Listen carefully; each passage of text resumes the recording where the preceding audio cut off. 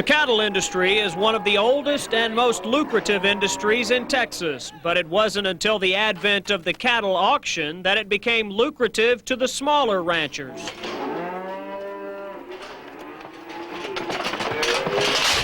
Sale barn business got big in the 50s and 60s, and it is probably one of the best ways for the small farmer and rancher to sell their calves. The emergence of cattle auctions helped ensure ranchers of getting the best possible price for their stock. Well, before, one buyer came out to your pasture and bid you on the calves. This is competitive bidding. We'll have 15, 25 individual calf buyers here, and it's competitive bidding. You're assured the best price for your cattle on the present day market.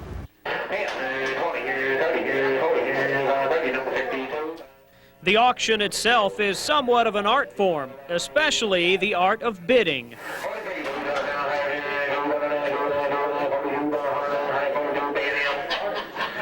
Probably the first time you'll do like this and bid with your hand the first time. After that, well, you might wink at the man or something like that, or nod your head or something like that. Every once in a while I'll kind of look off and nod my head at the same time, or take my hat off or something like that. Do like that, just like that, and wink back at him with the other eye. The cattle auction for many is a way of life, and sometimes even for remembering life. I bought my first calf when I was 11 years old, and this the last calf that cow had.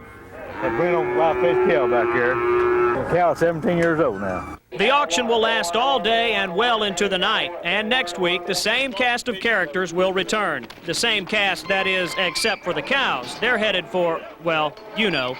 John McLemore, News Channel 10, Meridian.